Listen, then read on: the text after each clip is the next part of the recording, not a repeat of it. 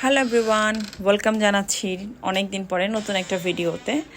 তো আজকের ভিডিওতে থাকছে দীর্ঘ পথ পাড়ি দিয়ে কোথায় গেলাম এই গরমের মধ্যে। অনেক দিন আগে, অল্প কিছুদিন আগে আমার বোন চলে গিয়েছে ব্রাহ্মণবাড়িয়া। তো বেশ অনুরোধ করেছে যাওয়ার জন্য, সাথে করে ওর ছেলের জন্য একটা কেক বানানোর জন্য বিশেষ অনুরোধ করেছিল।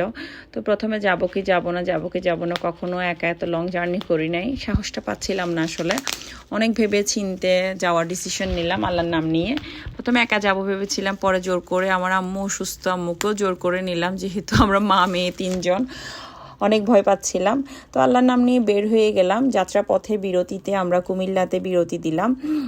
এখানে হচ্ছে নূরজাহানের মধ্যে নেমেছি। তবে আমার চাটা একটু খাওয়া লাগে, তাও ভালো হলে খাই, পছন্দ না হলে খাই না। তো আমি আসার সময় কিছু নাস্তা নিয়েছিলাম ওদের জন্য। তো যা আমার কাছে জার্নিতে এটা সেটা খেতে বেশ ভালো লাগে। আর এই বানটা বেশ মজা লাগে, চিকেন বান, হাইওয়ের, অনেক মজা। তো আমরা চা খেয়ে গাড়িতে বসে বসে নাস্তা খাচ্ছিলাম। তো প্রায় 5.5-6 ঘন্টা লাগছে। আমার বোনের ছেলেরা বারবার ফোন দিচ্ছে। আমরা চলে আসছি থানার ভেতরে, ওদের বাংলোটা। তো এত সুন্দর পরিবেশ, আসলে কি বলবো, আমরা তো গ্রামে বড় হয়েছি। তো গ্রামের প্রতি একটা অন্যরকম একটা ভালো লাগা কাজ করে। আর হচ্ছে আমাদের বাচ্চাদের পুরো শৈশবই কাটছে চার দেয়ালের মধ্যে। ওরা গ্রাম কি জিনিস বুঝতে পারে না, তারপরেও চেষ্টা করি একটু সুযোগ পেলে একটু বাচ্চাদেরকে ওই ফিলটা দেওয়ার। আর হচ্ছে আমার বোনের হাজব্যান্ডও বারবার বলছে মানে যাওয়ার জন্য, ওখানে এত আম ধরেছে, মানে প্রকৃতির এত সৌন্দর্য, এগুলো মানে দেখার জন্য বাচ্চারা যাতে মজা করতে পারে। আমার বোনও বারবার বলছিল। তবে গরমের কারণে আসলে আমি যাব ওকে চিন্তা করিনি। আর আমার বোনের পিচ্ছিটা, সে আমাকে ডেকে ডেকে, খালামণি এখানে আম আছে, এখানে এইটা আছে, ওইটা আছে, সে ডেকে ডেকে বেশ মানে আগ্রহ নিয়ে দেখাচ্ছে আমাকে। আমিও তার সাথে বেশ মজা করি। আর এটা ছিল তাল গাছ, এতগুলা বাবুই পাখির বাসা যা বলার মতো নয়। তো নিচে নিচে চলে আসলাম। আসার পরে যে একটা অবস্থা, প্রচণ্ড গরম। আমাদের শহরে কি গরম, এর থেকে শতগুণ বেশি এখানে গরমটা লেগেছে, আসলে বুঝতে পারিনি। তো যাই হোক, প্রচণ্ড গরম ছিল। আর ওদের গাছে লিচু ধরেছিল, ওগুলো রেখে দিয়েছিল আমরা পেরে খাওয়ার জন্য।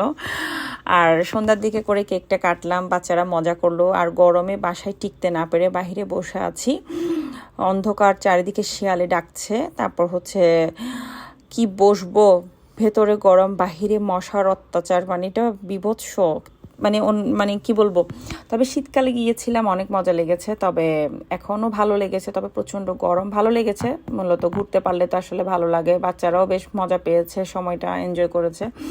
তো আবার পরদিন সকাল হলো, আবার সেই আম নিয়ে যুদ্ধ, আবার গাছের ফল টল নিয়ে। তারপরে এখানে তো আবার প্লে জোন আছে, ছোটোখাটো বাচ্চারা খেলতে পারে মতো। তো বাচ্চাদের সাথে সাথে আমিও একটু দুষ্টামি করলাম বসে বসে।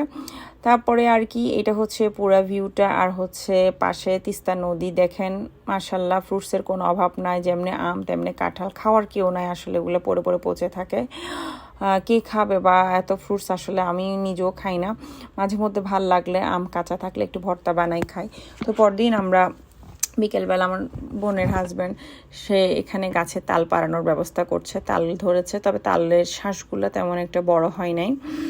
তো পারতে পারতে আমি এদিকে ছাদে চলে আসলাম। দেখেন কি একটা অবস্থা হয়ে গেল, চেহারার গরমে বেহাল অবস্থা, মানে বলার মতো নয়। খুব অস্থিরতা অনুভব করছি। তারপরেও মানে কি করবো, এখন আসছি আসলে এক জায়গায়, খুব অস্থির লাগছে।